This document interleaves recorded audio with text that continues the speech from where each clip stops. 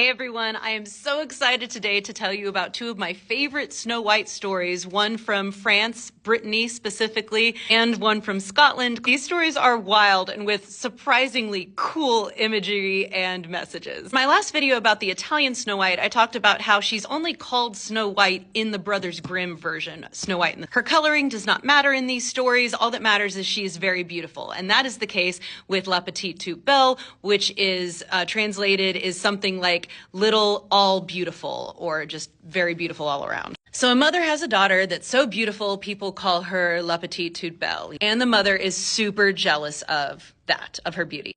In my Brothers Grimm video, I talk about how in the earliest version that the Brothers Grimm published of Snow White and the Seven Dwarfs, it wasn't her stepmother who was trying to kill her, who was the evil queen. It's her actual biological mother, but that was upsetting to people, so they changed it later to a stepmother.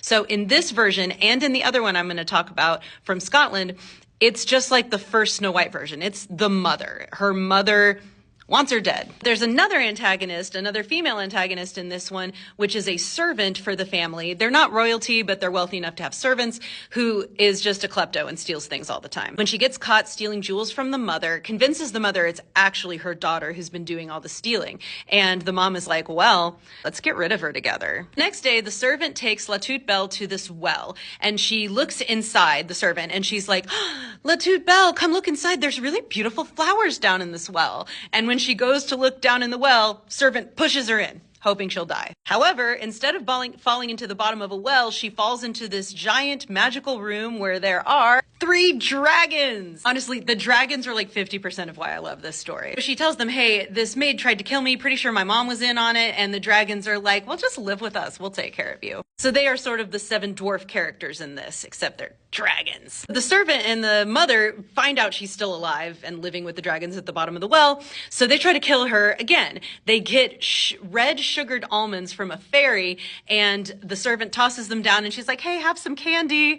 And La Toute Belle, or La Petite Toute Belle, she's like, oh, okay, I'll eat it. But the dragons are like, no, that's poison. They're trying to kill you. And they save her from eating them. The maid and the mother go back to the fairies, and they give her a poisonous red dress, and they throw that down to the girl. And this time the dragons are out doing their dragon thing. And so she does not have someone to stop her. She puts on the dress and falls down apparently dead. So when the dragons find her, they think she's dead. They can't wake her up, but she's not decaying. You know, she still looks good, and they love her. And so they put her in a shrine made of glass, a glass coffin, and they sort of give her a burial at sea. They take her to the beach and they set her off in the ocean and like wave goodbye. The coffin washes up on the shore of another kingdom, and she's found by the king of that kingdom. And this is definitely the other 50% of why I like this story. When the prince in the Grimm Brothers Snow White comes across her in the glass coffin and the dwarves grieving over her, he's like, hey, I want to take her because she's beautiful. And he doesn't say why. I hope it's to venerate her like a saint, or to show people, look, she's not decaying. How interesting. I hope that he's not just like, there's a hot corpse. I want that. And in my Sleeping Beauty video, I talk about how in those stories, princes do even more terrible things to unconscious women. But in this story, when the prince finds her dead body in the glass casket, he thinks she must still be alive because she looks alive. She feels alive. And so he takes her to his room, to the fire, to try and warm her up and just try to save her. He doesn't take her because she's pretty or because he's got some weird thoughts in mind. He's like, I think she's alive. Let me go take her to the fire and try and help her. His mother, the queen mother, comes by, looks through the keyhole. I don't know, she's Snoopy. And she sees him with a corpse. And she's like, the hell? So she goes in there, and then she sees what he's trying to do and that she looks alive. And she's like, you know what, I bet if we took the dress off, you know, we'd be able to warm her up better. So they take off the dress and she wakes up, and hopefully very quickly is given a robe or something. So this king, he sends for the dragons to tell them, hey, be happy, your chick is alive still. And he says, I want to marry her if she will have me. Consent! He wants consent. It's kind of sad how exciting that is. So she agrees, and then they send for her mother, and he says something like, oh, do you have any daughters? And she's like, no, I have one, but she died a long time ago. And he's like, haha, she's still alive. She's right here. I'm going to burn you at the stake. And he does. Okay, so the Scottish story, Silver Tree and Gold Tree. So wacky and wild and unexpected and cool. I want it to be made into a movie. So there's a king and a queen and they have a daughter. The queen's named Silvertree. The daughter is named Goldtree. So you may have noticed in the French one and the Italian one I talked about last time, there's no magic mirror that says who's the fairest. The mom just is jealous that she's beautiful or just assumes she's the fairest. Now in this one, there's not a magic mirror, but there is a trout, a talking trout. The story starts when Silvertree asks a trout, am I the most beautiful woman in the land? And the trout's like, no, your daughter Goldtree is. And the mom, the balls on this woman, to get what she wants. She goes home, lies in bed, won't come out, won't eat.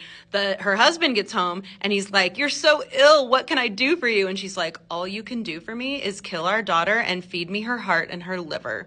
That's it. Otherwise, I'm going to die. And the king's like, yeah, I'll take care of that. Thankfully, a prince in another land has already asked for Goldentree's hand. And so he just sends her abroad, like sends her to the mainland to marry some other dude so that she's gone. And then he lies to his wife, says that he killed her, and gives her a goat's heart and liver. And she eats them. Very much like in the Grimm Brothers one, she eats the boar's heart thinking it's Snow White's heart. But then later she goes back to the trout and she's like, am I the most beautiful now? And he's like, no, your daughter's still alive. She's still more beautiful. And so she takes a ship to go visit her daughter. She arrives on the shore where Goldtree now lives and she goes to her castle and she's like, come out and see your mother. But Goldtree like knows everything. So she's like, no, I'm going to stay in my room. I'm not coming out to see you. So the mom's like, well, just stick your finger out the keyhole so I can kiss your little finger. And she's like, okay, I guess I'll do that. But as soon as she does that, she sticks her finger with a poison barb and leaves it in there. So the husband was apparently out when this happens. She flees, husband comes home, thinks that, she's dead, but can't bring himself to bury her, just like in all the other stories. And so he puts her in a secret room, like tucks her away. And then he remarries. He does not tell his new wife about his comatose other wife who's hidden in another room. In fact, he tells her not to go in that one room. Very much like the Italian Snow White and every other story, when someone says there's just one room you can't go in, they go in there.